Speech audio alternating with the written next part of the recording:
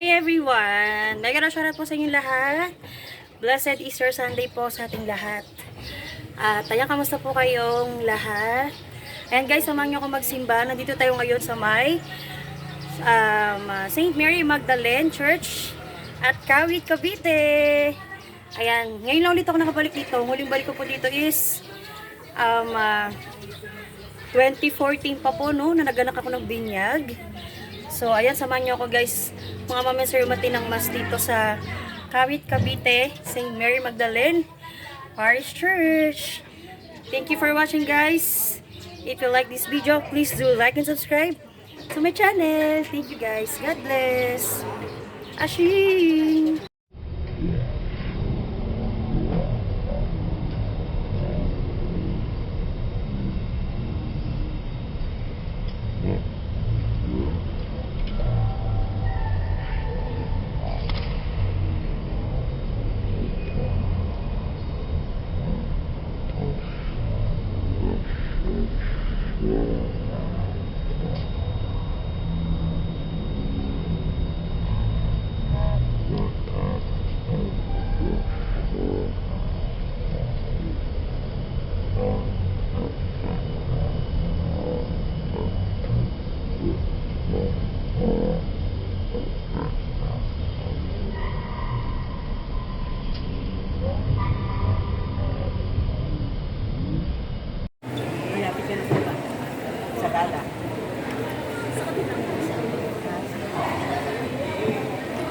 Teacher din kasi siguro kaya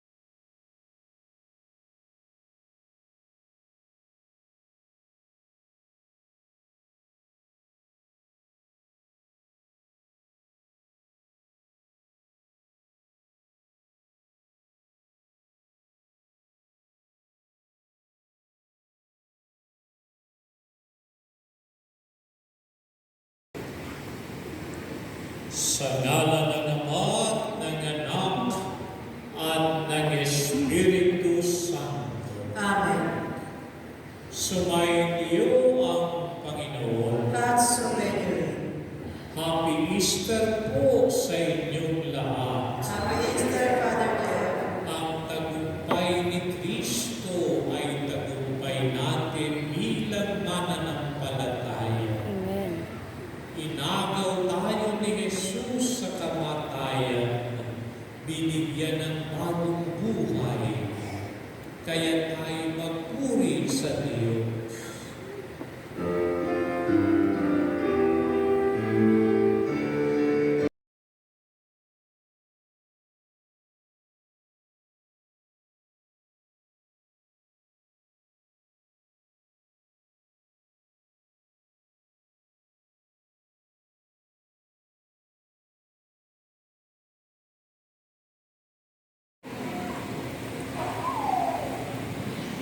Madilim-dilim pa ng araw ng linggo, naparoon na si Maria Magdalena sa libingan.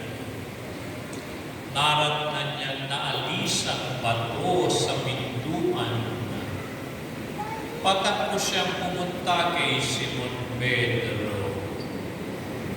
Kinuha sa libingan ng Panginoon at hindi namin alam kung saan dinala. Kaya si Pedro at nasabing alagad ay nagpunta sa libingan. Kapwa sila tumakbo, ngunit si Pedro ay naunahan. Yumuko ito't sumilip. Nakita niyang nakalagay ang mga kayong lino, ngunit hindi siya pumasok. Kasunod niyang dumating si Simon Pedro, tuloy-tuloy na pumasok sa libingan. Nakita niya ang mga kayong lino at ang panyong ibinalot sa ulo. Pumasok din ang alagad na naunang dumating. Nakita niya ito at siya'y naniwala. Ang mabuting balita ng Panginoon. Pinupuri ka namin, Panginoong Jesucristo. Magandang umaga sa inyo, mga kapatid, at Happy Easter. Sino sa inyo ang mga chismos sa taas ng kamay?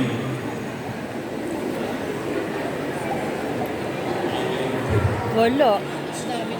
Sila. Chismos Sa bahay lang. So, sobrang init maglalabas na kabano tayo, no? Alam niyo ba ang chismis matapos na si Jesus ay ilibing? Yan, sapagkat ang chismis na yan ay hindi pa namamatay hanggang sa ngayon kahit na pagkatagal-tagal na. Hindi totoong muling nabuhay si Jesus. Dinakaw ang kanyang bangkay. Yan ang chismis ng mga marites. Paano nangyari ito? Later on sa ibang mga misa ko sa linggo, ipapaliwanag ko ang pagkakaiba ng Hudyo, ng Hebreo, ng Judaismo, ng Israelita, ng Palestina, ng Kristiyano, ng Judaismo, para maging malinaw sa inyo, lalong-lalo na yung medyo political ideology ng mga Hudyo na tinatawag natin as Zionism. Sila lamang ang maliligtas at ang bansa ay yuyuko sa kanila. Political ideology. Later on natin para lumawak yung pag-unawa.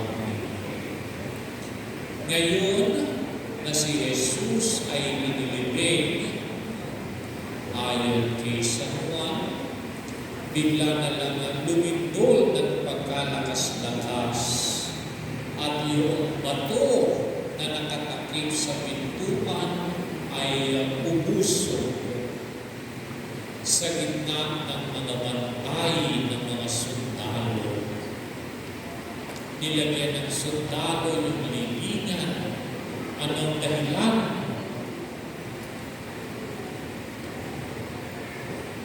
Ang dahilan ay baka makatakas si Jesus. At kita mo naman yung kahibawan niya. Patay na nga, tatakas pa. Kaya nilagyan ng gwardiya. Takot na takot ang Sanhedrin noon. Ang pinakapuno sa sermas, pinakapuno noon na nangangasiwang sa mismo. Kaya naman ang ito'y nangyari, nagsipagtakbuhan ng mga sundalo sapagkat sila'y natakot. Bigla na lamang may nagnining at sila'y nag-report sa Sanhedrin. Sabi ng Sanhedrin, huwag niyong sasabihin ito kanino man. Sabihin niyo, ninakaw ang bangkay ng mga alagad. May tanong ka? Wala. Magkano ka? 1,000,000, tumahimik ka. Hindi pa uso ng Kongreso, ang uso na yan. Ikaw magkano ka? 1,000,000. Sige, tumahimik ka. Ikaw magkano ka? 1,000,000. Sige, ang ipagkalam ninyo, ninakaw ang bangkay. Kaya hanggang ngayon ang paniniwala, ninakaw ang bangkay ni Jesus sa mata ng mga Hudyo. Hindi siya isang Mesiyas. Pwede, teacher siya. Yan pa rin hanggang ngayon ang paniniwala ng mga Hudyo. Ngayon alam niyo na ang chismis, pues ano ang totoo? Ipagtanggol ang pananampalataya. Paano niyo nalaman na si Jesus ay muling nabuhay? Ito ang ating sisilipin ngayon sa Ebanghelyo.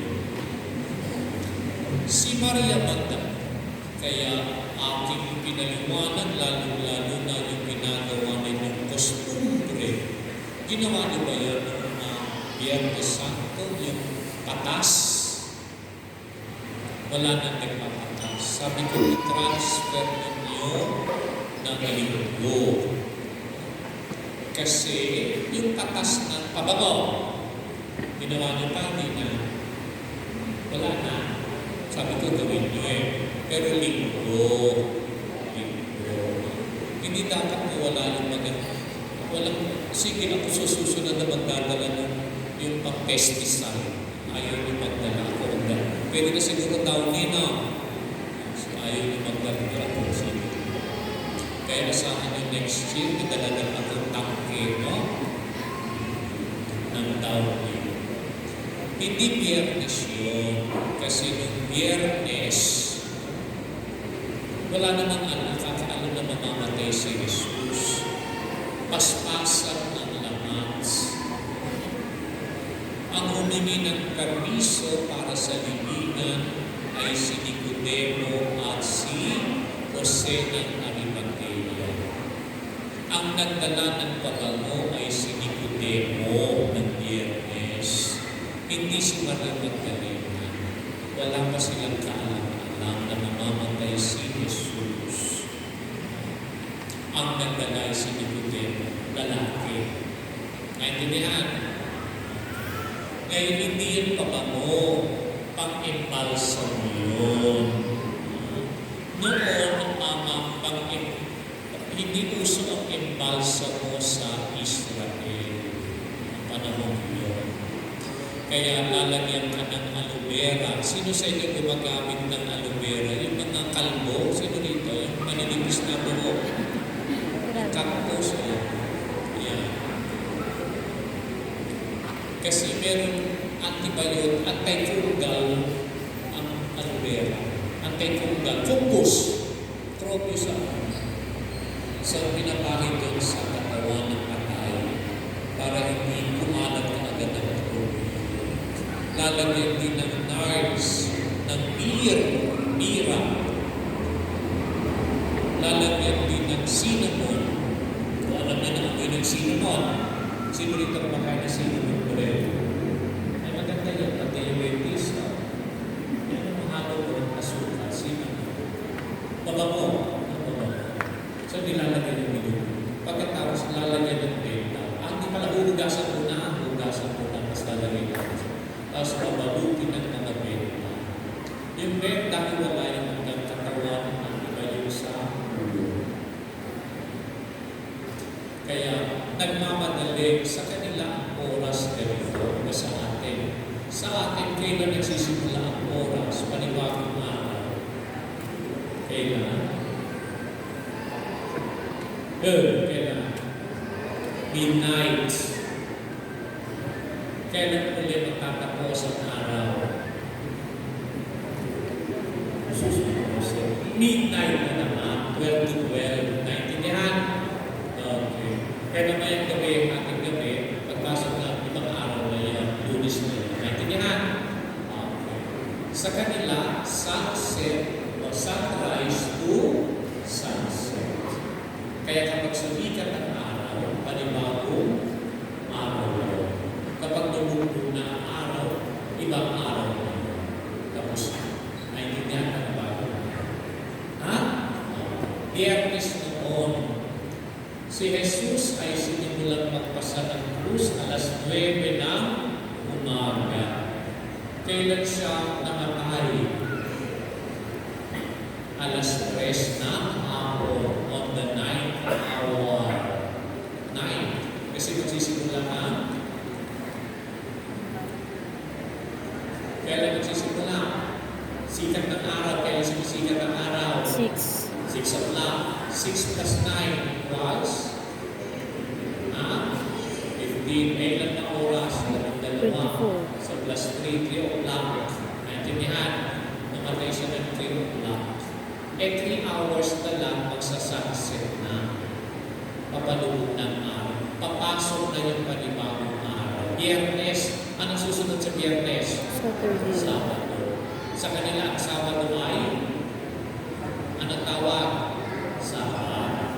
Bawal gumawa. Bawal umawag sa patay. Madudumihan ka pag umawag ka sa patay. Hindi ka pwedeng maki-celebrate ng mga pagdiriwang. Kaya nagmamadali ka agad. Hindi na kompleto ang rituals. Kaya the following day, early morning, another day na yun, tapos na yung Sabat, dumalaw na si Maria Magdalena, version ni St. John, meron pa isang Maria, version ni St. Matthew, at Maria, early morning, tapos na ang Sabat. Naintindihan? At doon nakita niya, wala na ang pintuan. Bubulog na. Isang patunay na may nangyari. Sapagkat kung si Jesus ay hindi ulit na buhay, na ano pa, hindi kayang itulak ni Jesus yung bato. Hindi niya kayang itulak yung bato. At pagkatapos noon, nagtatakbo siya papunta kay Pedro at sa alagad na minamahal ni Jesus. Bakit siya nagtatakbo?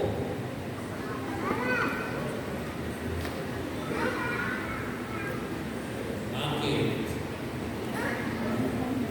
Kasi ang babae noon hindi pwedeng tumisnigo ng muling na buhay. Nakita mo, hindi pwede sa kanila, lalaki lamang. Kaya si Maria Magdalena kailangan mag-report sa lalaki para yung lalaki ang magpatunay. Totoo naman. Naintindihan niyo na? Kaya sino ang tumakbo? Si San Juan at si Pedro. Takbo yung dalawa. Sino ang nauna? Si San kasi matanda na si Pedro, hinihingal. Si San Juan tumigil sa pintuan, sinilip na. Si San Pedro tumakbo, pero dire-diretso. Ano ang kahulugan nun? Dito makikita natin ang kapangyarihan ay unti-unti na ibinibigay sa panganasiwa ni San Pedro. Kaya siya ang pumasok. Unti-unti na. Pedro, sa iyo ito ibinibigay ang susi. Ang sino ang patawarin ay pinatawad, ang hindi ay hindi. Pumasok si Pedro. Ang tanong, sino ang naniwala? Si Pedro lang o si Juan? Si Juan. Yun ang pagkakaiba ng dalawa. Kaya na ang sabi sa Ebanghelyo, nakita ni Juan at siya'y naniwala. Si Pedro, nakita niya lang na magkakaiwalay ang mga kayulino o bandage. Yun ang susunod na patunay. Sabi ng mga modern scholars, ito ang patunay yung mga nakatiklop ng mga benda sa katawan ni Jesus. Bakit nakatiklop? Hindi busot-busot. Kung ninakaw ang bangkay ni Jesus, bakit ka pa mag-iiwan ng bakas? Tamayin mo na pati damit. Nag-iwan ka pa. At hindi lang yun, nagmamadali ka. Bakit nakatiklop? Di sabi ko nasipas mo na lang. Yun. Kaya sabi ng modern scholars, kita niyo, nakatiklop ka. Ibig sabihin mo, hindi pa tapos si Jesus. Siya ay babalik. Sino sa inyo mahilig kumain ng fine dining sa gitna ng mamahaling mga presyo ngayon? Kalimitan, lalong-lalo ng pag-function, yung mga table etiquette manners. May napkin kakain ka. Kapag ikay kakain, saan mo nilalagay yung napkin? Salap. Yung napkin na pabibig, yung napkin na ano? Salap. Saan mo nilalagay? Sa Lap. hita. Hindi dito sa hita. Sa hita. Pagkakain. Ngayon, paano mo malalaman na ikaw ng waiter na ikay tapos na sa pamamagitan ng napkin? Ano ang itsura ng napkin? Kapag ito ay busog-busog na, nakapagod doon sa kabilang lado. Paano mo malalaman na hika, kumakain ka pa? Paano malalaman na waiter na hindi ka pa tapos? Babalik ka pa. Paano? Ay, babalik ka ka ha? Ganun na. Nakatiklo pa yung napkin, nakapagod sa yung sipil. Doon malalaman ng waiter na hindi ka pa tapos. Kay Jesus, nakatiklo pa ang lahat. Hindi pa tapos. Sabi naman ng mga traditional scholars, hindi. Kasi yung panahon ni Jesus, wala namang ganyan. Mga rutyo yan. Ang mahalaga, bakit nakatiklo ang lahat? In other words, talagang on purpose, may mangyayari. Hindi nagmamadali. Everything is prepared. Everything is in order. Sapagkat muling buhayin si Jesus ng, in other words, kasama sa plano ng Diyos ang muling pagkaroon. Kaya nga dahil dito makikita natin, hindi doon nagwawakas ang forensic, ang patunay. Lalo-lalo na pagkatapos ng pangyayari ito, ang mga iba't-ibang pagpapatunay at pagpapakita ni Jesus na tunay nga siya'y muling nabuhay. Ano ang kahalagahan nito sa ating buhay? natin, ang pinakahuling barahan sa Satanas ay hindi mahulog ka sa kasalanan. Ang pinakahuling barahan sa Satanas ay mamatay ka sa kasalanan. Ito ang epekto ng kasalanan. Kaya tayong lahat ay namamatay. Pero kita mo ang pagmamahal na ito ng Diyos. Hanggang sa huling sandali, siya mismo rin ay namatay, tinikman ang kamatayan upang sabihin kay Satanas, hindi rito nagwawakas ang buhay ng tao. May buhay na walang hanggan. Sapagkat sinira na ni Satanas ang plano ng Diyos. Sinira niya na halos lahat. Pero ipinakita ni Jesus sa huling sandali, hindi siya nagkatulad. Tanong, pinaka-important. Kung si Jesus ay hindi nabuhay, ano mangyayari sa atin? Walang Kristiyano, walang Katoliko. Si Jesus ay isang ulang propeta. Hindi totoo ang sinasabi niya. Ang muling pagkabuhay, ang combination ng pagkabuhay na tama lahat ang sinabi ni Jesus, tama lahat ang plano ng Diyos, natupad ang lahat ng ito sa muling pagkabuhay ni Jesus.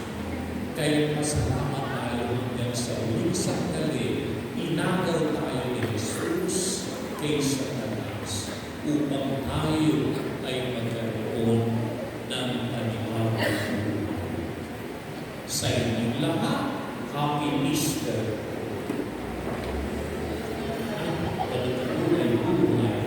Happy Easter. Happy Easter, Father Jeff.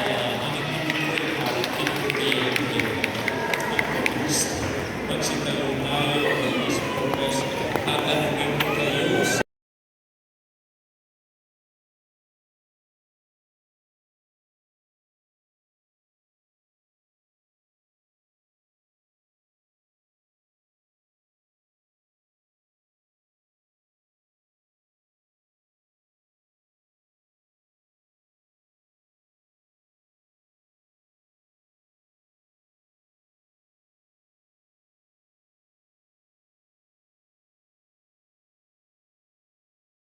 mo ang iyong bayan upang sapitin namin ng liwanag sa pagkabuhay sa piling mo sa pamamagitan ni Kristo kasama ng Espiritu Santo magpasawalang hanggan. Amen.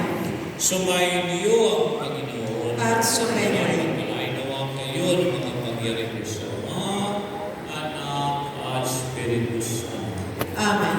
Taglayin niyo sa inyong pag-alis ang kapayapaan ni Kristo.